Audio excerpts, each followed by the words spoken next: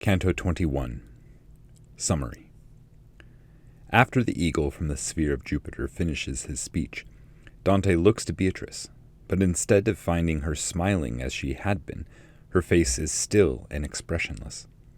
She explains that they have come into the seventh heaven, the sphere of Saturn, where the contemplatives will meet with the pilgrim. They are therefore that much closer to God, and as such the radiance of her smile would be too great for Dante to bear. Currently, his senses are too weak for that glory.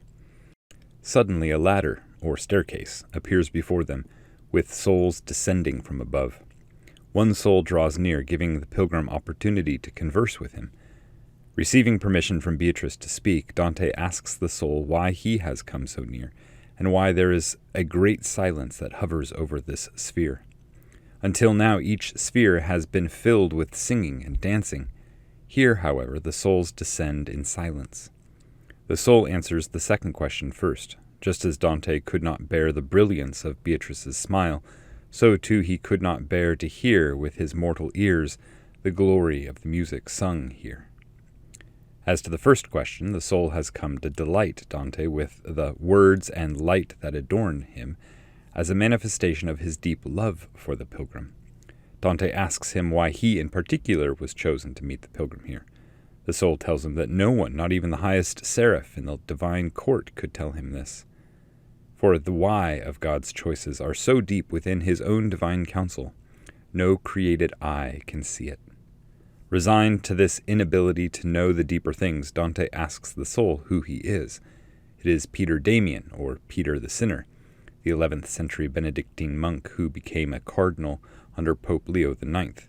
He closes with a severe rebuke of the clergy of Dante's day, who have grown fat and complacent in their wealth and power. As he finishes, more souls descend, joining Peter and dancing around him. At this point, they begin to shout out together, and Dante is overwhelmed by the thunderous power of their cry. Canto 21. Saturn. Already my eyes fixed upon the face of my lady, and with them was my soul turned back from every other intention. And she was not smiling, but said to me, "If I smiled, you yourself would become like Semele when she was turned into ash. For my own beauty, which is kindled more on the stairs of the eternal palace, as you have seen, the higher we ascend, if it is not tempered, shines so brightly that your mortal powers to its brilliance would be as boughs rent by bolts of lightning. We have risen to the seventh splendor, which from beneath the blazing lion's breast now shoots forth rays mixed with its own power. Fix your mind following after your eyes, and make of them mirrors to the figure that in this mirror will appear to you." Whoever knows how much was the pasture of my sight in that blessed countenance, when I turned myself to another care, will recognize how gratifying it was to me to obey my celestial guide, balancing the one with the other side. There within the crystal that bears the name, wheeling round the world, of its dear leader, underneath whom every malice lay dead, I saw a ladder the color of gold, that passes through a ray set up so high the light in my eyes could not follow it. I saw also upon the steps descend so many splendors, I thought every light that appears in heaven was there spread out. And as the daws, by natural custom, as one at the beginning of the day, move around to warm up their cold feathers, then, as others leave without returning, as others turn back to where they had left, as still others stay above, wheeling round, it seemed to me there were such doings there in that sparkling that came down together, just as it struck upon a certain step. And he who kept himself closest to us made himself so clear in my thoughts, I said, "I see well the love you signal to me, but she to whom I look for hows and whens of speech and silence stays still, wherefore I, against my desire, do well not to ask."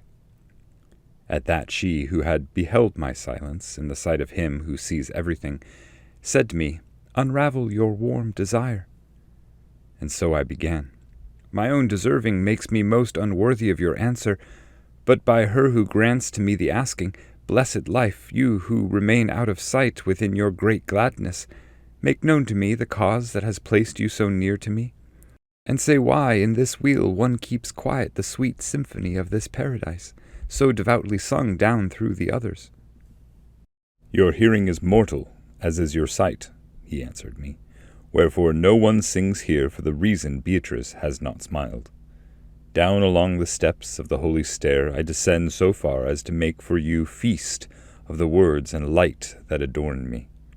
Nor did greater love make me the more swift, for so much love, and more, burns here above, as the flaming makes manifest to you. But the deep charity that makes us prompt servants to the will which governs the world makes allotment here just as you observe. I well see how, said I, holy lantern, unbounded love in this court suffices to follow the eternal providence. But this is what seems difficult to me, why you alone among your company were destined beforehand to this office. I had not yet come to this final word when the light made its middle a center, wheeling himself round as a swift millstone. Then the love that was there within answered, Divine light fixes itself over me, piercing this in which I enwomb myself. The power whereof, combined with my sight, so raises me above myself, I see the supreme essence from which it is drawn. From there comes the joy that wreathes me in fire. Therefore, to the clarity of my sight I make equal the clearness of the flame. But that soul in heaven who is brightest, that seraph, whose eyes are most fixed on God, could not give an answer to your question. For that which you ask lies so deep within the abyss of the eternal statute, it is cut off from all created sight. And when you return to the mortal world, give this report, that they might no longer presume to move their feet towards such a goal. The mind that shines here is cloudy on earth, wherefore consider how it can do there what even in heaven cannot be done. His words established a limit for me, so I left the question and kept myself to asking, resignedly, who he was. In between the two shores of Italy, not far from your fatherland, crags rise up so high that thunder cracks far beneath them. They make a hump that is called Catria, beneath which a hermitage is hallowed, once consecrated for worship alone. Thus he began his third discourse to me, and then, continuing on, he said, There to the service of God I fixed myself. With food seasoned only with olive oil, I passed through hot and cold without concern, contented in my contemplated thoughts. That cloister used to render fruitfully to these spheres. Now it has become useless, such that soon it will need to be revealed. In that land I was Peter Damian. I was Peter the sinner in that house of Our Lady on the Adriatic. There remained to me little mortal life when I was called and forced to wear that hat, now only passed along from bad to worse. Cephas came, as well as the grand vessel of the Holy Spirit, poor and unshod, taking their food from any hostelry. Now must someone support on either side, and one conduct them, these modern pastors, so heavy, with one to lift from behind. They cover their palfreys with their mantles, such that two beasts travel beneath one skin. O patience, you who have endured so much. To this voice I saw more flames descending from stair to stair and wheel themselves around, becoming more beautiful with each turn. They came around him and stopped and cried out with such a deep sound, nothing could match it here below, nor did I understand it, for the thunder had so overwhelmed me.